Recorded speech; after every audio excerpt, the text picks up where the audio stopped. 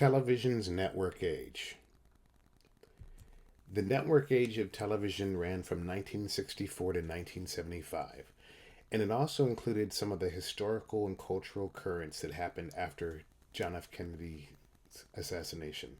That includes the Civil Rights Movement, President Johnson's Great Society, the Generation Gap, the Vietnam War, women's lib movement, and the counterculture, aka hippies.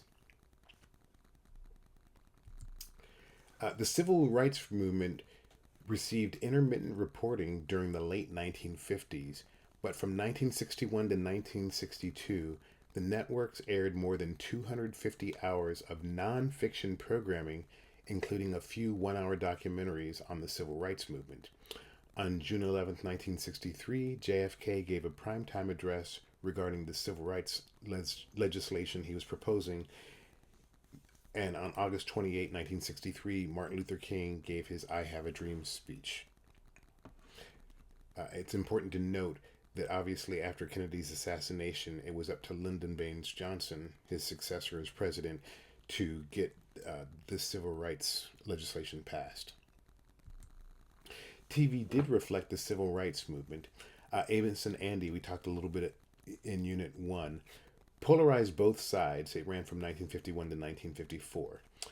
Jack Benny's TV show, his valet Rochester was a sidekick. One of the groundbreaking performances was Cicely Tyson, who played a social worker on CBS's anthology East Side, West Side, which starred George C. Scott. Another breakthrough, Robert Culp and Bill Cosby played spies on NBC's I Spy. And Diane Carroll played a widowed nurse on the sitcom Julia from 1968 to 1971. And there's a picture of Culp and Cosby, Diane Carroll, and the actor who played her son, Corey. The cast of Mission Impossible, that is from that's probably from season 2 or so. I can tell because Peter Graves is the lead as Jim Phelps versus the original character who led the team, season 1, with Stephen Hill's Dan Briggs. And finally, Room 222 was a sitcom set in a public school, and it had an interracial cast. The most watched TV shows of the network age by year: 1960, Gunsmoke; 1961, Wagon Train; 62 and 63, The Beverly Hillbillies; 64, 65, and 66, Bonanza; 67, The Andy Griffith Show; and 68 and 69, Rowan and Martin's Laugh-In, which was a variety show. LCD TV, not liquid crystal diode as you might think, but it was an abbreviation for lowest common denominator. James Aubrey, who was president of CBS Television, was a poster boy for what was right and wrong with 1960s television. He targeted key demographics with the least objectionable program. The Beverly Hillbillies became a monster hit. It averaged 57 million viewers a week between 1962 to 1964. It also had 2 spin-offs, Petticoat Junction and Green Acres. Cousin B ran Petticoat Junction, and she's actually in the pilot episode of the Beverly Hillbillies, played by B. DeBenoret. And Green Acres was basically Beverly Hillbillies in reverse. Beverly Hillbillies, they strike oil, black gold, Texas tea, and they move the family to Beverly Hills. In Green Acres, a big city lawyer, played by Eddie Albert, moves his wife from New York, played by Ava Gabor, from New York City to the country. So I didn't realize until recently that Petticoat Junction and Green Acres had nice long runs, as did the Beverly Hillbillies. And here's a picture of the Beverly Hillbillies in living color.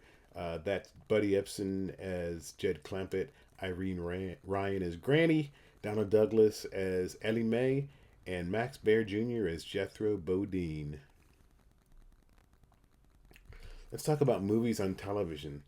After 1948, movies weren't shown on TV initially because the actors would have to be paid for showing movies on TV. That's why we have Screen Actors Guild. NBC changed this by airing How to Marry a Millionaire with Marilyn Monroe on September 23rd, 1961. And ABC and CBS followed and waged bidding wars for theatrical films. In 1964, NBC would broadcast the first telefilm, original movie made for television. The Bridge on the River Kwai, directed by David Lean and starring Alec Guinness, aired on CBS Thursday Night Movies on September 25th, 1966. They had huge ratings, 60 million viewers in 25 million homes for a license fee of $2 million. One of the ways that they figure out how to pay for TV and how much money they should extract from ads is cost per thousand, or CPM. So when you do the math, that was a bargain considering how many people they got to watch this movie. And so that's why that's why there was a bidding war for theatrical films on TV. Let's go back to those made for TV movies. The crime melodrama See How They Run was the first one. It aired in October of 1964. My Sweet Charlie from January of 1970 became the first major critical success and won 3 Emmys, but the real breakthrough was Brian's Song. It aired at the end of November in 1971. It pioneered the docudrama, which is a fact-based scripted film versus a documentary, which is not scripted. Brian's Song was seen by 44 million viewers, and it won the Emmy and a Peabody Award. It starred the late James Caan and Billy Dee Williams as Brian Piccolo and Gale Sayers, football players. Andy Griffith Show ran 8 seasons. It was a spin-off of the Danny Thomas Show, and Andy Taylor was a widower raising his precocious son Opie. Actually, he was billed as Ronnie Howard, not Ron Howard, but that is the same Ron Howard who would go on to lead the Happy Days TV show on ABC and eventually leave the show so he could start directing and writing motion pictures. And he won the Oscar for A Beautiful Mind. Has a really terrific documentary about Jim Henson on Disney Plus. Jim Henson, Idea Man. Don Knotts won 5 Emmys playing Deputy Barney Fife, and it had 2 spin-offs. It spun off Gomer Pyle USMC and a continuation series Mayberry RFD. Basically, they kept the ensemble cast of the Andy Griffith Show, and then Andy Taylor and his new wife would come back from time to time, usually during rating sweeps periods. But back then, spin-offs are not a new thing. And we'll get to some more when we start talking about the Norman Lear shows and Mary Tyler Moore. And there's a picture of Andy Griffith as Andy Taylor and Ronnie Howard as Opie Taylor. And we have the Dick Van Dyke Show, which we watched an episode of, the 5th season premiere, Coast to Coast Big Mouth. It was created by Carl Reiner from Your Show of Shows. The original pilot was called Man of the House, with Reiner playing Robbie Petrie, and the networks basically said, nah, they weren't hip to having a Jewish lead of a television show back then. So Carl Reiner basically retooled the show, hired Dick Van Dyke to play Rob Petrie, and then he would recur as Alan Brady, the boss from terrible boss, and very funny. And it was a hybrid of a family sitcom and a workplace sitcom, because we would spend about half of a given episode with Rob and Laura at home, and Richie is their son, and we spend a lot of time of Rob at the office with his co-workers, Buddy, Sally, and of course, aforementioned boss, Alan Brady. And there's a picture of the ensemble cast, and Richard Deacon is the put upon Mel Cooley. Alan just dogs him out all the time. Let's talk about television news coming of age. Walter Cronkite visited Vietnam and came back and produced a 1 hour special, Vietnam Who, What, Where, When, Why. And it ended with his conclusion, "We are mired in stalemate." That aired in early February of 1968.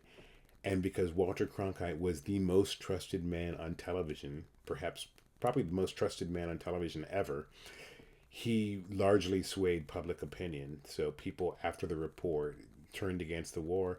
Uh, Johnson ended up not seeking a second elected term. He inherited the remainder of JFK's term, but he ran after that. But he could have run a second time, but he opted not to because Vietnam had become such a quagmire.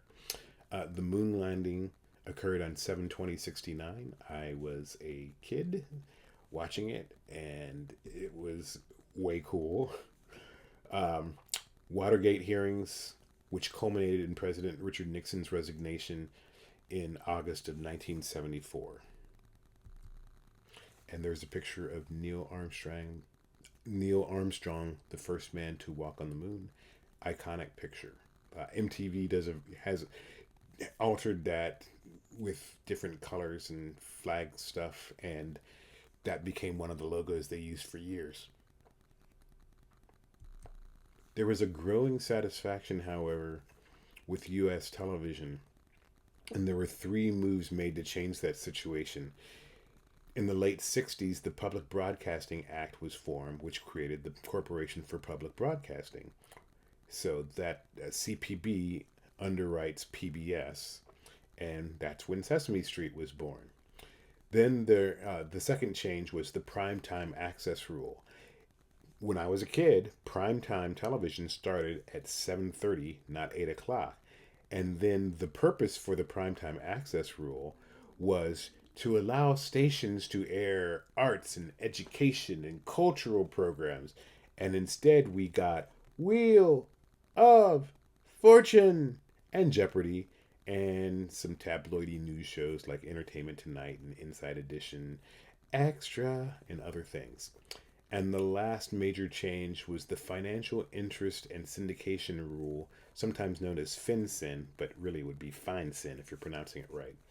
It set severe limits on the amount of original programming ABC, CBS, and NBC, those are our only networks at the time, by the way, could produce and later syndicate. And what's really interesting about this is Viacom was created by CBS to license and syndicate programming like Star Trek and Andy Griffith's Show and I Love Lucy. You know, the list goes on and on. Mission Impossible. Well, fast forward, Viacom eventually gobbles up CBS and Paramount. Viacom, CBS, Paramount have merged and split so many times over the years. It's crazy. I worked at Paramount for Viacom on the Paramount Pictures lot for Viacom Consumer Products in the mid 90s, and then Touched by an Angel was a CBS production. So, and then JAG, when I moved back to LA to work on JAG, is a Paramount production. Now, it's just it's almost mind-boggling, but everything is under the banner of Paramount Global now. So Paramount owns Paramount Pictures, Nickelodeon Networks, BET, CBS, etc., etc., etc. Although the television shows tend to be branded as CBS productions versus Paramount television. So, yeah, it's kind of interesting. Kind of similar to the fact that Walt Disney was given money by ABC to build Disneyland in exchange for creating the TV show Disneyland, and then fast forward, the Walt Disney Corporation bought American Broadcasting Company. That's kind of similar, that Viacom, the company created by CBS to syndicate the TV shows, becomes big enough to gobble up the network.